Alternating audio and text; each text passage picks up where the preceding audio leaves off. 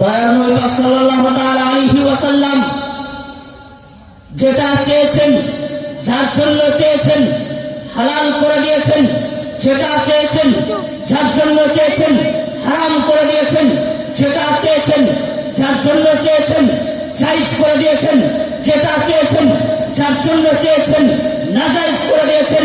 মুআজ্জাজ সামিনে کرام আজিজানে মুহতারাম এ নবী মুস্তাফা মুহাম্মদুর রাসূলুল্লাহ সাল্লাল্লাহু তাআলা আলাইহি ওয়াসাল্লাম কে আল্লাহ রাব্বুল আলামিন এমন ইখতিয়ার দান করেছেন, সারা পৃথিবীর মানুষের জন্য এমন কিছু জিনিসকে হারাম করা হয়েছে, ওই জিনিসকে পর্যন্ত আমার নবী পাক শাহনশাহ জিওয়াতার মাদানিকে তাজদার সাইয়্যিদ আবরার ওয়া আখির বর্ষের হাস থেকে ফসলে বাহার নবী মুহাম্মদুর রাসূলুল্লাহ সাল্লাল্লাহু তাআলা আলাইহি ওয়াসাল্লাম কোন একজন ব্যক্তির জন্য হালাল করে দিয়েছেন, জায়েজ করে দিয়েছেন।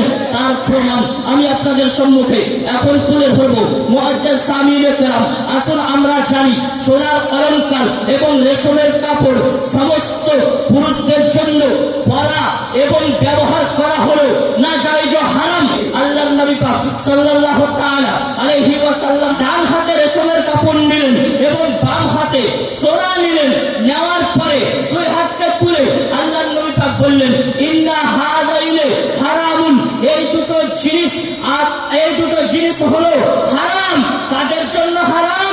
আলা যুকুরি উম্মতি, আমার উম্মতের পুরুষদের জন্য হারাম, হারাম, হারাম। মুসলমান মুআজ্জাজ সামিনে کرام আজিজানে মুহতারাম, আসুন এ হযরতে বাররা বিন আযিব রাদিয়াল্লাহু তাআলা আনহু, তিনি সোনার আঙ্গুঠি পড়তে আপনার ভালোবাসতেন, পরে আপনার থাকতেন সব সময়।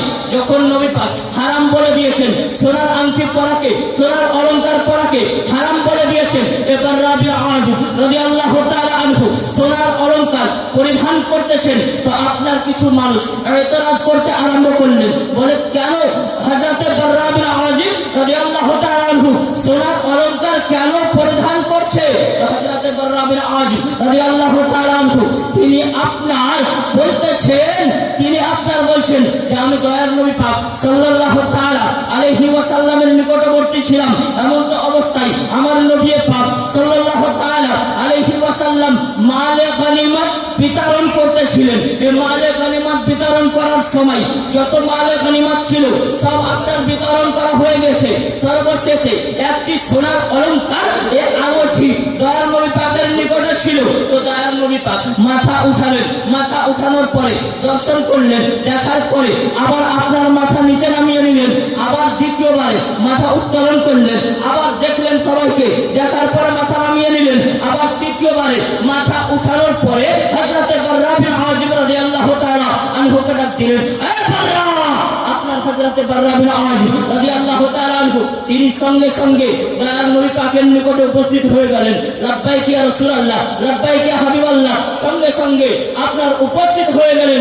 নবী করিম সাল্লাল্লাহু তাআলা আলাইহি ওয়াসাল্লাম হযরতে বাররা হাতের কালাইকে ধরলেন, ধরার পরে বলতেছেন যে আল্লাহ এবং রাসূল যেটা তোমাকে পরিধান করাচ্ছে তুমি সেটাকে পরিধান করে নাও। বলুন সুবহানাল্লাহ। এই আঙ্গুঠি আপনার দয়ার নবী পাক সাল্লাল্লাহু তাআলা আলাইহি ওয়াসাল্লাম হযরতে বাররা রাদিয়াল্লাহু তাআলা আনহুর হাতে পরিধান করে দিলেন। বলুন সুবহানাল্লাহ। তো হযরতে বাররা রাদিয়াল্লাহু তাআলা আনহুর জন্য সোনার অলংকার পরা জায়েজ হয়ে গেল, সারা পৃথিবীর মানুষের জন্য হারাম থেকে গেল।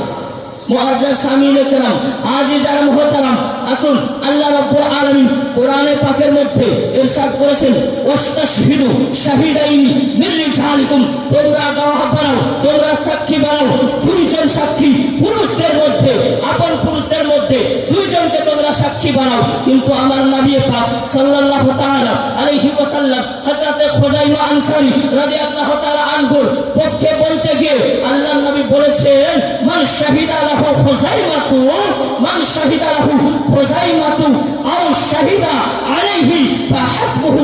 আল্লাহর নবী বলেন, এ খুজাইমা আনসারী রাদিয়াল্লাহু তাআলা আনহু যার পক্ষে এবং বিপক্ষে একটি সাক্ষী দিয়ে দিবে, তার একটি সাক্ষী দুটি সাক্ষীর সমান গ্রহণযোগ্য হয়ে যাবে। বলুন সুবহানাল্লাহ। কোরআন বলছে দুটি সাক্ষী বানাও, কিন্তু আল্লাহর নবীর ইখতিয়ার ছিল হযরত হযরতে খুজাইমা আনসারীকে আপনার দুটি সাক্ষীর সমান পাওয়ার দিয়ে দিয়েছে। মুআজ্জাজ সামিনে কেরাম, আজ যারা মুহতারাম, আরো একটি ছোট্ট করে বলে আমি আমার বক্তব্য ইতিরেখা অঙ্কন করবো ইনশাআল্লাহ।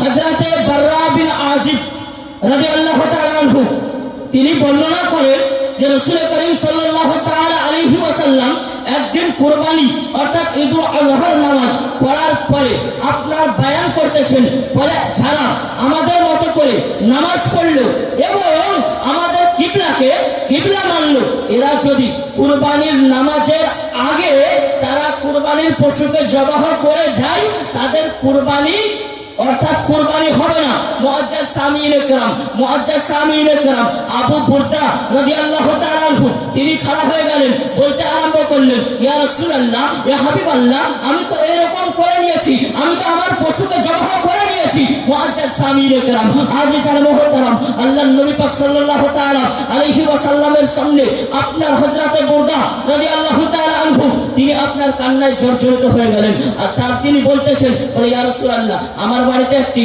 6 মাসের ছাগলের বাচ্চা রয়েছে, যেটা দেখতে মোটামুটি 1 বছরের মতো। এবার বলুন, কুরবানির মাসআলা হলো, ছাগলের জন্য শর্ত হলো 1 বছরে যদি 1 দিনকল হয়ে যায় ওই ছাগল কুরবানি হবে না, হবে না, হবে না মুসলমান। কিন্তু আল্লাহর নবী বলেন, যাও বুরদা, তোমার জন্য ওই 6 মাসের বাচ্চাটাকে কুরবানির জন্য হালাল করে দিলাম, তুমি যাও কুরবানি দিয়ে দাও, তোমার জন্য শুধু এটা হালাল হবে, তোমারই কুরবানি হবে, তোমার পরে এটা আর কারো জন্য হালাল হবে না, জায়েজ হবে না, জায়েজ হবে না মুসলমান। তো বোঝা গেল আমার নবীকে কোন এখতিয়ার আল্লাহ রাব্বুল আলামিন দান করেছেন। এই এখতিয়ার দান করেছেন সকলের আকীদা, আহলে সুন্নাত ওয়াল জামাতের আকীদা হলো আমার নবী হলো মুখতার, অর্থাৎ আল্লাহ রাব্বুল আলামিন শরীয়তের আহকাম ও আরকান এর এখতিয়ার দান করেছেন।